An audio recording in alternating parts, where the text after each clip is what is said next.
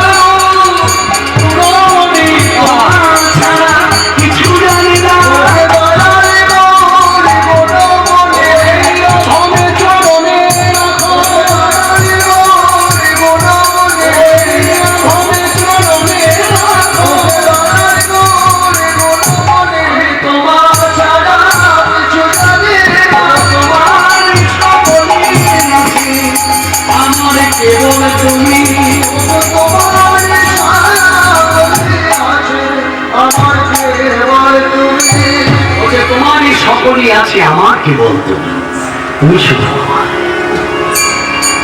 সত্য, তুমি শুধু এই চৈতন্যদেব রঘুনাথ দাসকে জড়িয়ে ধরলেন। তারপর সেদিন আনন্দ প্রবাহিত হলো। রঘুনাথ দাস চৈতন্য বাপকে ভক্তি নিবেদন করে বললেন, প্রভু এবারও কি তুমি বলবে ঘরের লোক ঘরে ফিরে যাও? চৈতন্যদেব বললেন, তুমি তো সবই জানো, আমি তো তোমায় বলেছি উত্তর পূর্ব পশ্চিমে তীর্থ পর্যটন না হওয়া পর্যন্ত আমার মন বলছে হবে না, হবে না, হতে পারে না। বললেন, শোনো ভয় পাবার কিছু নেই, প্রাণটাকে তো রক্ষা করতে হবে। ওদের হাত থেকে রক্ষা পেতে গেলে আমি আপনাদের সাহায্যের হাত বাড়িয়ে দিলাম। যে পথ ধরে একদিন আমি আপনাদের বাড়িতে সাহায্য নিয়ে ভগবত দর্শনে গিয়েছিলাম, আজকে আমার সাহায্য নিয়ে আপনারা সেই পথ ধরে প্রাণ রক্ষা করতে পারেন। বিষয় হিরণ্যদা গোবর্ধনদাস যাওয়ার সময় বলে গেল, রঘুনাথ নবাব হোসেন শাহ লোকরা বোধহয় ধরে নিয়ে যেতে এসেছে আমাদেরকে না পেয়ে তোমাকে ধরে নিয়ে যাবে। তাই নবাবের দরবারে গিয়ে এখন কিছু বলো না, যে ভবিষ্যতে আমাদের না জমিদারি খোয়াতে হয়। একই বলে বিষয়। আমি আপনি বাড়ি থেকে পালাবার আগে ছেলে মেয়েদের বলে যাবো, বাবা প্রাণটাকে রক্ষা করি, বাঁচাস। আমার তো শক্তি নেই, সামর্থ্য নেই, পারলাম না রক্ষা করতে, নিজের প্রাণ নিয়ে পালাচ্ছি। অর্থাৎ বিষয় যারা হয় তাদের সন্তানের প্রতি মায়া থাকে না। যত মায়া মমতা লালসা কামনা সব বিষয়, জমিদারি কি করে রক্ষা হবে সেই চিন্তা নিয়ে পালিয়ে গেল। আর এদিকে রঘুনাথ দাস বীর বিক্রমে কোনো ভয় নাই, দরজাটা খুলে দিলেন। এই হুড়মুড় করে সব ঘুরে পড়বে, একদল এদিকে যান, একদল ওদিকে যান, তন্ন তন্ন হয়ে খুঁজল। বিশাল বাড়ি, আপনি দেখলে অবাক হয়ে যাবেন। আমি সত্তর গ্রামে যান, আজ দেখা যায় ভগ্নাংশ করে আছে। যখন এই বাড়িটা ভেঙে পড়ে, আদি সত্তরগ্রাম জমিদার বাড়ি যখন ভেঙে পড়ে, ইতিহাস বলছে যে তাদের বাড়ির যে দেওয়া প্রাচীন এই বড় সোনার ইট,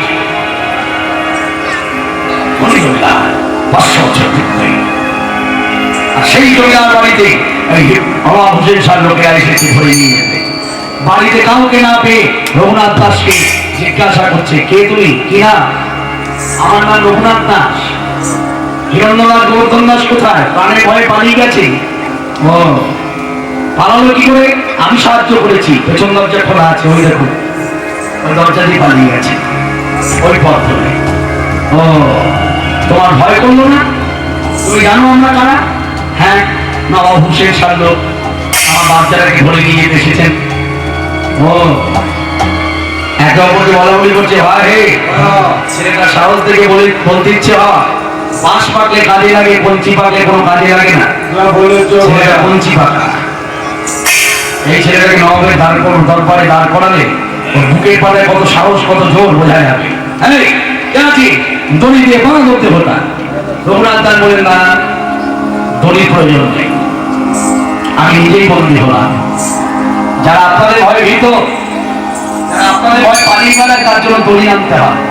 আমি তো পালিয়ে যাইনি, দড়ি কি দরকার? আমি নিজেই বন্দী হলাম। তারপরে তুমি কাউকে ভয় পাও না? কেন ভয় পাবো? কেন ভয় পাও না?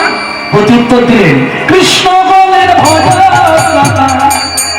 ভাবে না কিনা আছে, কৃষ্ণ বলেন ভয় ভাবে না কিনা আছে, কৃষ্ণ বলেন ভয় ভাবে না কিনা আছে, আমার কৃষ্ণ বলেন ভয় ভাবে না কিনা আছে।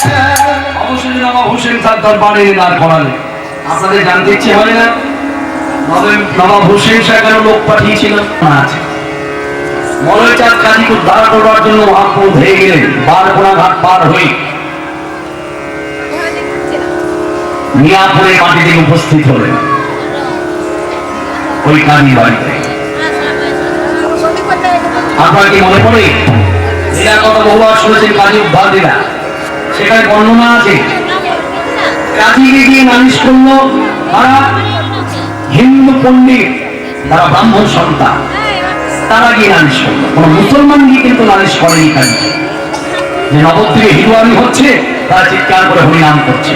হিন্দু পণ্ডিতরা গিয়ে নালিশ করেছিল মনোচাঁদ কাজীকে, যার জন্য মনোচাঁদ কাজী লোকজন পাঠিয়ে খোল করতাল ভেঙে দিয়েছিল, তবে চাবুকে আঘাত করেনি। গ্রন্থে সে কথা লেখা নাই, সে পাশে কথা লেখে না, চাবুক দিয়ে বানিয়ে দেয়। যার তারা যে যন্ত্রপাতি তারা কীর্তন করতেন, সেই যন্ত্রপাতিগুলো ভেঙে দিয়েছে কাজীর লোকেরা। তারপর সেই কাজীকে উদ্ধার করবার জন্য মহাপ্রভু দলবল নিয়ে কাজীর দরবারে পৌঁছলেন এবং কাজীকে উদ্ধার করলেন। যেদিন কাজীকে উদ্ধার করেছিল সেই দিনটি হলো পঞ্চম দোল।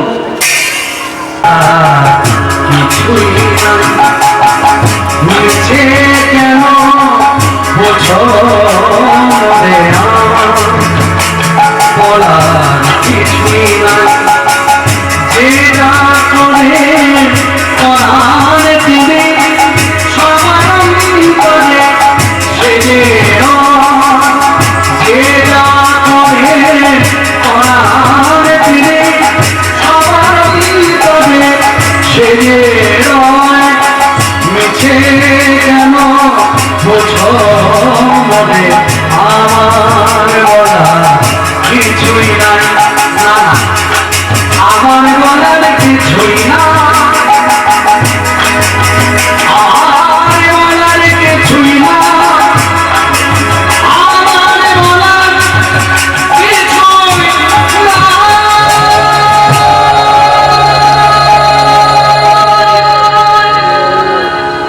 আমার বলার কিছু যে যা করেন করান তিনি সবার অন্তরে শিখে।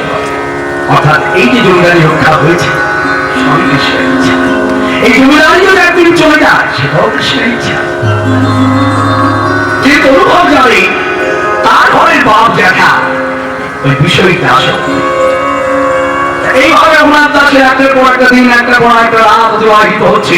ইতিমধ্যে রঘুনাথ দাস অন্তর্যামী উদ্দেশ্যে বললেন, হে অন্তর্যামী, নয় নয় করে 3 বার শান্তিপুরে গেলাম ভগবত দর্শনে, তার দেখা পেলাম, স্পর্শ পেলাম, তার কাছে ভক্তি নিবেদন করে বললাম মনের ইচ্ছা, কিন্তু কেন পূর্ণ হলো না?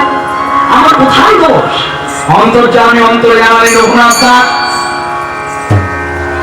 যে পথে তুমি হাঁটছো পথটা তোমার ঠিক নয়। তুমি আগেই চলে যাচ্ছ বিষয়ের দিকে। বিষয় তত্ত্ব হলো চৈতন্যদেব। অর্থাৎ বিষয়কে পেতে গেলে আগে আশ্রয় করতে হয়। অর্থাৎ আশ্রয় তত্ত্ব হলো শ্রীপাদ নিত্যানন্দ গোসাই। অর্থাৎ এই নিতাই চাঁদের ঘরের সম্পদ হলো চৈতন্যদেব। আর এই চৈতন্যদেবকে যদি কেউ পেতে চায় তাহলে সর্বাগ্রে ধরতে হবে নিতাই চরণ। তিনি কৃপা না করলে চৈতন্যদেবকে সব চেষ্টা করো, রক্ষা দিবার চেষ্টা করো, এককভাবে পাওয়া যায় না, যাবেও না। তার প্রমাণ রঘুনাথ দাস গোস্বামীর জীবনী কথা। এই রঘুনাথ দাসকে বলে দিলেন। এই রঘুনাথ দাস তখন সকলকে জিজ্ঞাসা করে পথমন্ত্রীর কাছে যাকে পায় থাকি, ও ভাই বলতে পারো আমার সেবা নিত্যানন্দ গোসাই কোথায়? এই সেবা নিতাই যা আছেন পানিহাটি গ্রামে। ভক্তিমতী মায়েরা আপনাদের জন্য ভেঙে ভেঙে বলা। লক্ষ্য করুন, আমি গতকাল বলেছিলাম বাংলার মানুষ, গতকালকে তার আগের দিন বলেছিলাম বাংলার মানুষ এখন আমরা নষ্ট করছে করে কুরুক্ষেত্রে যায়, বিভিন্ন তীর্থে ঘুরতে যায়। এখনো বাংলার বাড়িতে অনেক কিছু আছে যা এখনো দেখা হয় নাই, জানা নাই বলে। জানুন, দেখুন, এই যে পানিহাটি গ্রামের কথা বলছি, এই পানিহাটি গ্রাম উত্তর 24 পরগনা, সোদপুর গঙ্গা তটে রাঘব পণ্ডিতের বাড়ি, যেখানে মহাপ্রভু আজও নিত্য আসেন। সন্ন্যাসের আগে কথা দিয়েছিলেন মাকে, রাঘব ভবনে সচিমান রন্ধনে নিত্যানন্দের নর্তনে শ্রীবাসনন্দনে নিত্য আসিব আমি। এই স্থান সচিমান রন্ধন সারা নিত্য আসবো, কারণ সচিমানের হাতে রান্নাকে ভালোবাসতেন। নিত্যানন্দের সঙ্গে নর্তন করবো, যখন তখন আমি পাশে থাকবো, নর্তন করবো, শ্রীবাসনে নিত্য আসবো, আর রাঘব পণ্ডিতের বাড়িতে নিত্য আসবো। এই রাঘব পণ্ডিতের বাড়িতে হয়েছিল রঘুনাথ দাসকে দণ্ড দিয়েছিলেন, দণ্ড মহোৎসব করে ঢোকা। আমি লীলা কথাটা কেমন তুলে ধরলাম, এটা বৈশাখ মাস। আশা দেখি বসুধারেন বিপান শ্রীবাদিনী তাই চাও দেখি, বসুধারেন বিপান শ্রীবাদিনী তাই চাও দেখি। রঘুনাথ দাস পাড়ি দিয়েছে জলপথে, হুগলি জেলার আদি সপ্তগ্রাম থেকে সোদপুর গঙ্গা তটে রাঘব পণ্ডিতের বাড়ি। জলপথে ঘুরে ঘুরে ঘুরে ঘুরে নৌকা করে পানিহাটি গ্রামে, পানিহাটি গ্রামে পাইল প্রভুর দর্শন, কীর্তনিয়া সেবক সঙ্গে বহু ভক্তগণ। পানিহাটি গ্রামে পাইল প্রভুর দর্শন, কীর্তনিয়া সেবক সঙ্গে বহু ভক্তগণ। কীর্তনিয়া সেবক সঙ্গে পিণ্ডার উপরে বসে আছে। পিণ্ডা মানে বুঝতে পেরেছেন? এই যে বৃক্ষে আমরা মূলে বসে আছে সবাই, এখানে বেদি করা নেই, এটা যদি সিমেন্ট দিয়ে বাঁধানো হয় একে বলে পিণ্ডা। এইরকম পিতার উপর বসে আছে, আর চৌদিকে গোলাকা বৃত্তা করে ভক্তগণ বৃত্তাকারে বসে আছে। প্রথম ওই নিত্যানন্দ গোসাই, আর বৃক্ষতলে বসে আছে নিতাই চাঁদ। নিতাই চাঁদ এত লম্বা যে নিতাই চাঁদের মাথাটা বৃক্ষের পাতার সঙ্গে স্পর্শ করেছে। আর রঘুনাথ দাস এই দৃশ্য থেকে মনে মনে হচ্ছে, এ দেখি আমার প্রভু চৈতন্যদেবের থেকে লম্বা, কি সুন্দর দেখতে, কি সুন্দর বসনখানি, নীল বস্ত্র পরিধানে, নীল পাগড়ি মাথাতে, রুদ্রাক্ষ তুলসী গলে, হরণে দেহ করে কুণ্ডল দলে, বাম সঙ্গে সিংহা, হাতে একখানা দণ্ড। এইরকম সন্ন্যাসীকে দেখে রঘুনাথ দাস মনে মনে ভাবছে, প্রভু কৃপা করো যেন তাই চৈতন্য পাঠ। এই মনে অনুভব নিবেদন। আর সঙ্গে সঙ্গে ওই লক্ষ্য জনার মধ্যে নিতাই চাঁদ ছুটে গিয়ে রঘুনাথ দাসের চুলে ধরেছে। কত ভাগ্যবান জমিদার ধরেছে, চুলে ধরেছে, টানতে টানতে নিয়ে এসে নিজের পায়ের কাছে মাথাটা ঠুকছে আর বলছে, চোর চোর চোর। ভক্তবান ঝাঁপিয়ে বললেন, প্রভু তুমি কাকে চোর বলছো? যাকে তুমি চোর বলছো ভালো করে জানো, সেটি জমিদার বাড়ির ছেলে।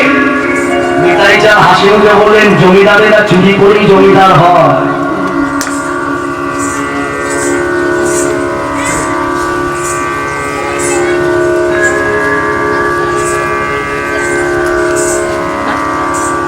ও চুরি করেছে, যে চুরি করে সেও চোর, যে চুরি করার চেষ্টা করে সেও চোর। তখন ভক্তগণ বলছে, ও না তুমি চুরি করেছো, চুরি করার চেষ্টা করেছো? রঘুনাথ দাস স্বীকারোক্তি করলেন, প্রভু যা বলেছেন ঠিক বলেছেন। আমি 9 করে 3 বার গিয়েছিলাম শান্তিপুর ধামে চৈতন্যদেবকে এককভাবে পাওয়ার জন্য। ও তাহলে প্রভু নিত্যানন্দ ঠিকই বলেছেন, ঠিক বলেছেন, তার ঘরের সম্পদ তাকে না জানিয়ে নেওয়াই তো চুরি করা। তখন রঘুনাথ দাসকে বলতে, শোনো দণ্ড দিতে হবে। বলছে কি দণ্ড দেবো? নিতাই চাঁদ ঘোষণা করলেন যত ভক্ত সমাবেশ, এবং ঘোষণা হওয়ার পর আরো আসবে সবাইকে চিরা দধি খাওয়াতে হবে। যে মাসে প্রথম উৎসবটা হয়েছিল, খুব সুন্দর লীলার কথা, যে মাসে প্রথম উৎসবটা হয়েছিল সে মাসটি ছিল জ্যৈষ্ঠ মাস। জ্যৈষ্ঠ মাসে কি হয় মা? গাছে নতুন ফল ফলে, মানে আম, কাঁঠাল, লিচু, জাম। চৈতন্যের হাতে বেচা কেনা হবে। রঘুনাথ দাসকে আদেশ করলেন নিতাই চাঁদ, তুমি জমিদার বাড়ির ছেলে, অর্থের অভাব নাই, হাটে বেচা কেনা হবে, বিক্রেতা বসবে অনেক, ক্রেতা হবে এক, তুমি কিনবে, কিন্তু উচিত দাম দিয়ে কিনবে। যে দাম বলবে, আর বলা যাবে না এই দাম হবে না, যা বলবে তাই কিনতে হবে। রঘুনাথ দাস বললেন তাই হোক। ওই আদি সত্যগ্রাম থেকে জমিদার বাড়িতে সংবাদ দিল, জমিদার বাড়ি থেকে লোকজন এলো, ঐশ্বর্য এলো, আর রঘুনাথ দাস বলে রক্ত দিয়ে উচিত দাম দিয়ে কিনলেন। কিনবার পর ওই চৈতন্যের হাতে বসিল, পানি হাতে গঙ্গার ঘাটে,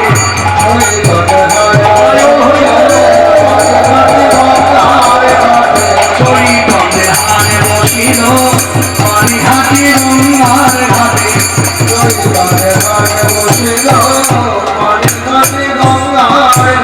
চলো চলো চলো সবে পানি হাতে আয়, চলো চলো চলো সবে পানি হাতে দাও, চলো চলো চলো সবে পানি হাতে আয়, চলো চলো চলো সবে পানি হাতে দাও।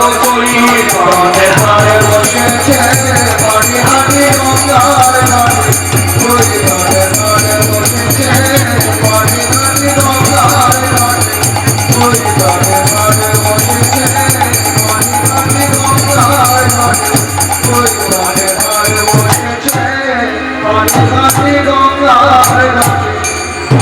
সকল লোক পানি হাতে যাবে, সকল সকল পানি হাতে যাবে, সকল পানি হাতে যাবে। আর কি আনন্দ সবার চিতে হরি হরি বলে, কি আনন্দ সবার চিতে হরি হরি বলে, নাচে দুটি বাবু, ওরা নাচে দুটি বাবু তুলে, নাচে দুটি বাবু তুলে, ওই নাচে আনন্দ সবার চিতে, নাচে দুটি বাবু তুলে, কি আনন্দ সবার চিতে হরি হরি হরি বলে,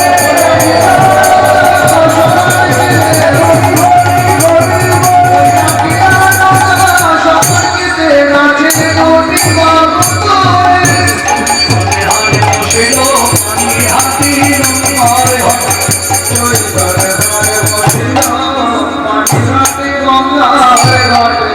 চৈতন্যের হাতে বেচা কিনা শেষ, পুরীর ভোজন কথা হইল সাধন সভা, বৃন্দাবনে হয়েছিল কাঞ্চনে পুরীর ভোজন, আসর হইল সরলা, আসর হইল সরলা,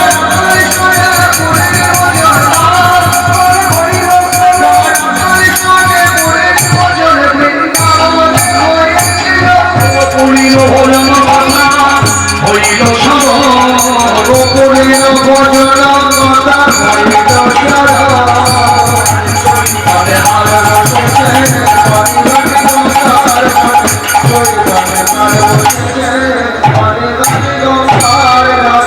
সাধু বৈষ্ণবের সেবা হয়ে গেল, গঙ্গা জলে আচমন হয়ে গেল, মানে মুখ ধোয়া হয়ে গেল, সবাই বিশ্রাম করছে। এবার আগপনে নিতাই চাঁদের উদ্দেশ্যে বলে, বহু ভেতর ঘরে চল, সেবা আয়োজন হয়েছে, আসন পেতেছি, ভক্তমন্ডলী ভক্তমতিমায় মনোনিবেশ করুন, তত্ত্ব সাধন করুন। নিতাই চাঁদের জন্য একটা আসন, আগপনের পাশে আরেকটা আসন করেছে। ওই আসনে কে বসবে? শ্রীকৃষ্ণ চৈতন্য। কিন্তু যিনি বসবেন তিনি তো সেখানে নাই। কোথায় আছেন? বাংলাতেও নাই, মানে বাংলা রাজ্যেও নাই। পানিহাটি কেন দূরের কথা, বাংলা রাজ্যেই তিনি নেই। তিনি আছেন কোথায়? নীলাচল, উড়িষ্যা রাজ্যে। ওখান থেকে আসতে তো সময় লাগে। রাঘব পণ্ডিতের বাড়িতে নিত্য আসবে আর নিত্যানন্দের রক্ত নেই। নিতাই চাঁদ যখনই ডাকবে তখনই আসবে। একে তো নিতাই চাঁদের ডাক, তারপরে রাঘব পণ্ডিতের বাড়ি। সেই চৈতন্যকে দেখে যে ভাই চৈতন্য এসো, পাশাপাশি বসে প্রসাদ পায়, অমনি চৈতন্য তো এসে গেছে। রাঘব পণ্ডিত রঘুনাথ দাস দেখছে চৈতন্য নিতাই পাশাপাশি বসে প্রসাদ পায়, হরি হরি। এই চৈতন্য নিতাই চাঁদ যখন প্রসাদ পাচ্ছে, আমরা লক্ষ্য করুন শাস্ত্রে লেখা আছে গ্রন্থে, দই চিরা আম কাঁঠাল সব আছে, তার সঙ্গে দেখা যাচ্ছে অন্ন ব্যঞ্জন। অন্ন হয়েছে, ডাল হয়েছে, ভাজি হয়েছে, রসা হয়েছে, হরি হরি বল। এগুলো রন্ধন করলো কে? কারণ রাঘব পণ্ডিত আর রঘুনাথ দাস দুজনে উৎসবে ব্যস্ত ছিল বহির্ভাগে, ভেতর ঘরে আর সময় পাইনি। এই ভেতর ভাগে এই অন্ন ব্যঞ্জন রন্ধন করলো কে? শাস্ত্র উল্লেখ করলো যিনি সে রন্ধন করলেন ভেতর ঘরে, তিনি অন্য কেউ নয়, সাক্ষাৎ বলি রাধা ঠাকুরানী। রাধারানী নিজে এসেছেন রাঘবের বাড়িতে। কেন? না ব্রজের কানাই বলাই এনে নিতাই চৈতন্যকে খাওয়াবে বলে। আর এই তত্ত্ব সাধন করলে বলা যায় আজও বিভিন্ন মঠ মন্দিরে যত সেবায়িত আছে ভোগ রন্ধন করে, তারা ভোগের রন্ধনের আগে পূর্বে রাধারানীর নামে জয়ধ্বনি দেয়। কেন দেয়? আপনাদের সকলের উদ্দেশ্যে বলবো মায়েদের কথাটাকে শুনে দুঃখ পাবেন না, কষ্ট পাওয়ার কিছু নেই, যেটা সত্য কথা, কানে বা দেখুন সত্য, গুনে গুনে বলা যায়। ভোগ রন্ধন করতে কজনা জানেন?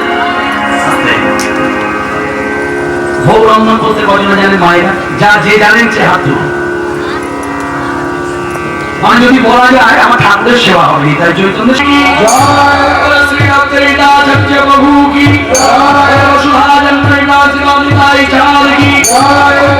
বিশ্ব চৈতন্য দেব কি মহাস্বামী কি রাঘব পণ্ডিত জি কি। উৎসব সমাপ্তি হলো। রাঘব পণ্ডিত ওই নিতাই গৌরে ভুক্তা বসে প্রসাদ পড়েছিল, সেটা তুলে দিলেন রঘুনাথ দাসের হাতে। কত ভাগ্যবান জমিদার ঘরের ছেলে নিতাই চাঁদ গুণাচারের ভুক্তা বসে প্রসাদ, তাদের আহার করা প্রসাদ হাতে পেলেন, হাতে পেয়ে গ্রহণ করলেন, আচমন করলেন। তারপর রাঘব পণ্ডিতকে জিজ্ঞাসা করলেন, এবার আমার করণীয় কি? আমি কি তবে বাড়ির পথে যাবো? দাও, এসেছো যখন পূর্ণ কৃপা অর্জন করে বাড়ি ফিরে যাও। আমার মন বলছে তারা যদি কৃপা করে তারপরে বেশি দিন নয় সব বন্ধন থেকে তুমি মুক্ত হবে। করতে হবে ওই যত সাধু বৈষ্ণব এখানে বন্যায়মান কেউ বসে আছে, কেউ দাঁড়িয়ে আছে, সবার কাছে কৃপা ভিক্ষা করো। তখন রঘুনাথ দাসের খণ্ডবিম্ব না করে বলে বস্ত্র দিয়ে সকল বৈষ্ণব গোসাই দয়া করো রে, সকল বৈষ্ণব গোসাই দয়া করো রে, সকল বৈষ্ণব গোসাই দয়া করো রে, তন্ত্রে তৃণধরি রে, তন্ত্রে তৃণধরি কতদূর শাখা প্রশাখা ছেলে আজকে গর্বই নিচ্ছে সাধু বৈষ্ণবের চন্দ্রী সৌভাগ্য বাঞ্ছা করে কতদূর শাখা প্রশাখা সৌভাগ্যে পেয়েছি দেখা পূর্ণ করো মনে বাসনা,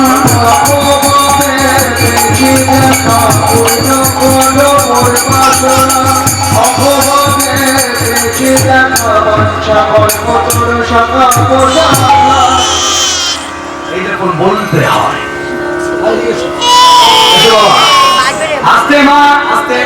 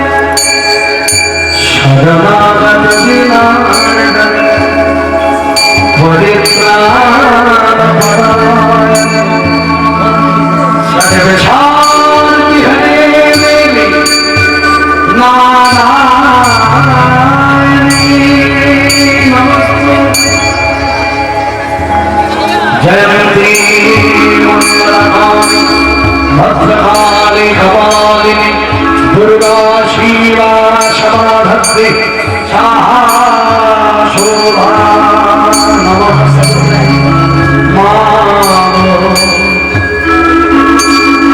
ওমা ব্রহ্ম মণিমা বিমা মণিমা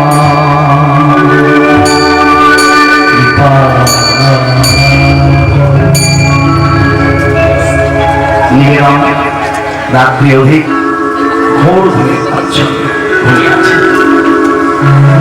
মা চণ্ডী কৃপা করলেন, আরে ঘুমায় না মন, আরে ঘুমায় না মন, তুমি মায়া ঘুরে কতদিন রবে আছে প্রাণ, ঘুমায় না মন, কে তুমি কিভাবে আপনারে ভুলে গেলে, কে তুমি কিভাবে আপনারে ভুলে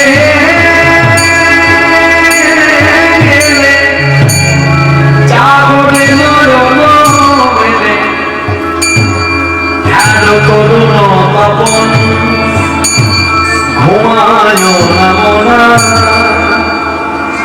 ঘুমায় না রোজেছ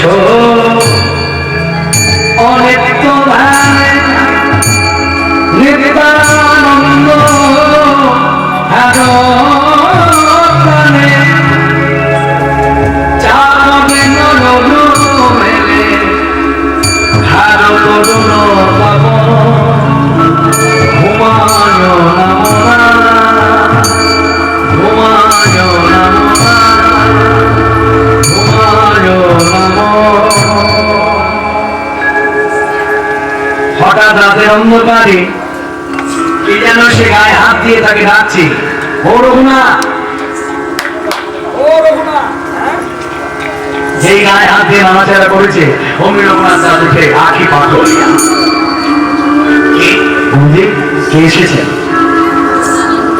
যিনি এলেন, যিনি ডাকলেন, তিনি অন্য কেউ নয়, তিনি হলেন সাক্ষাৎ শ্রী অদ্বৈতাচার্য প্রভু মন্ত্র শিষ্য, নাম তার বলরাম আচার্য গোসাই। তিনি হলেন এই জমিদার বাড়ি কুল পুরোহিত, এদেরই বাড়ি পুজো অর্চনা সব করে।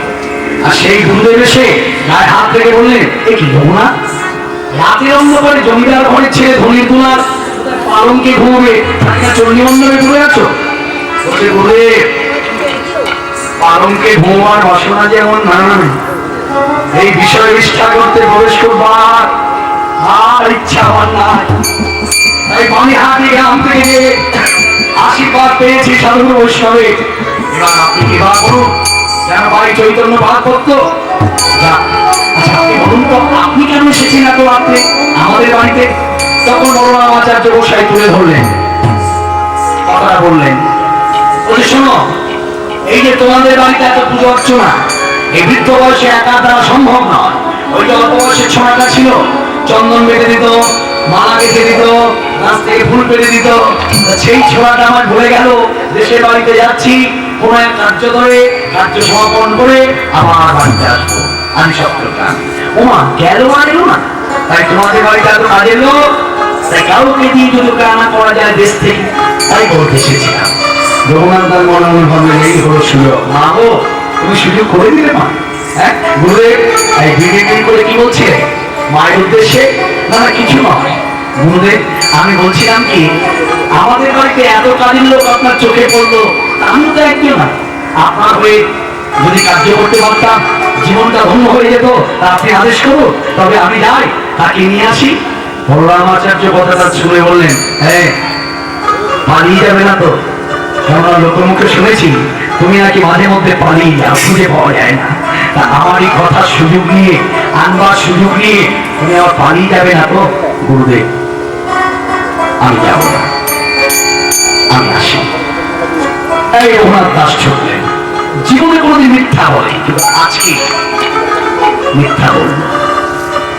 রঘুনাথ দাস জানে এই মাসগুলো হাতছাড়া করলে হবে না, আর আসবে মাসগুলো। তাই সেই রাতের অন্ধকারে রঘুনাথ দাস পানি দিলেন, ঊর্ধ্বশ্বাসে ছুটছে।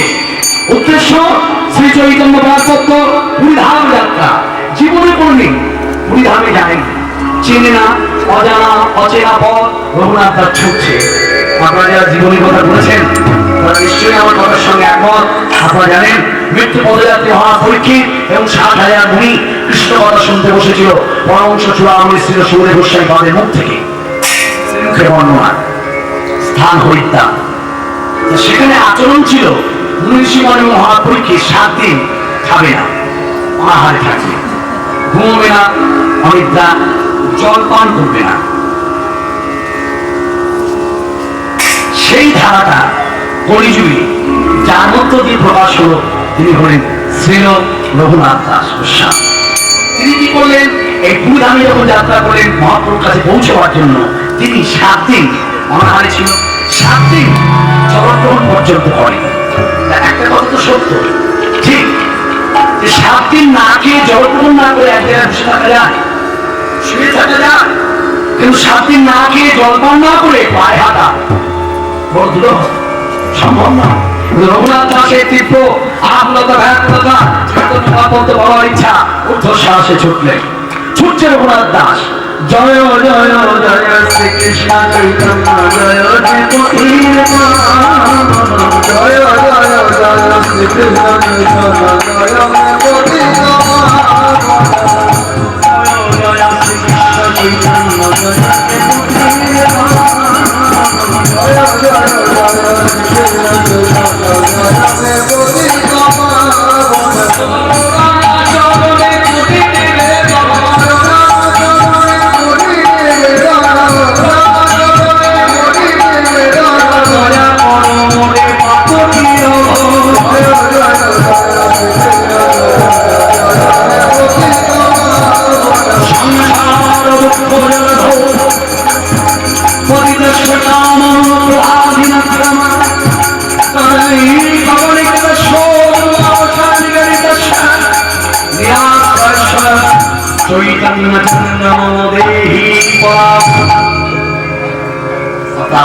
চৈতন্য গল্প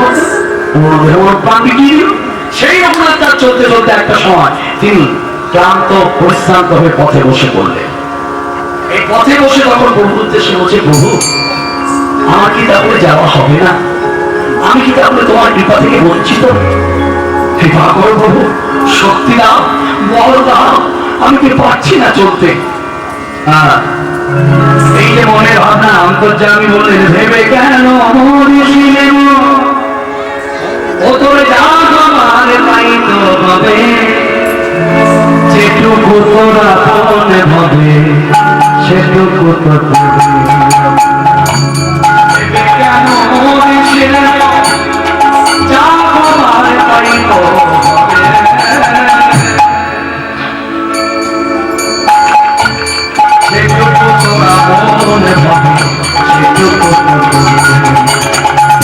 যারে গড়া বিশ্বগুলো তারপরে রাখিছিলেন সেই যে তোরা পূর্ণ তাকে টেনে হবে, যেটুকু তোরা মনে হবে সেটুকু তোর মনে হবে। ভেবে কেন মরেছিলেন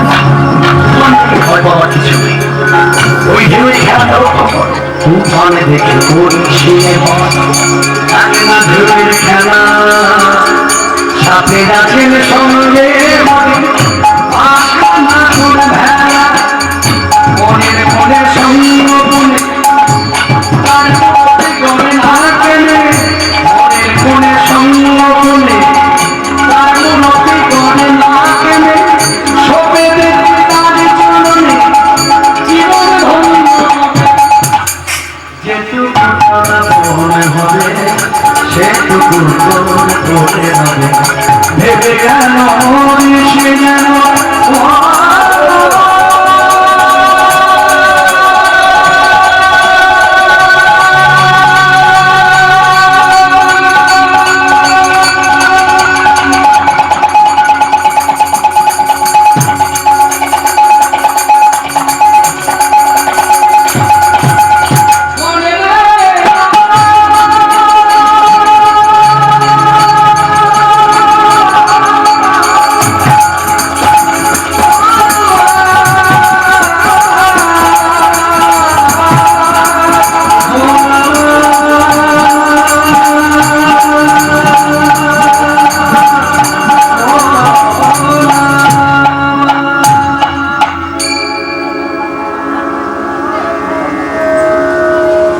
এইভাবে কীর্তন করতে করতে পথ ধরে চলতে চলতে সেই রঘুনাথ দাস নীলাচলে পৌঁছলেন ঠিক 13 দিনে।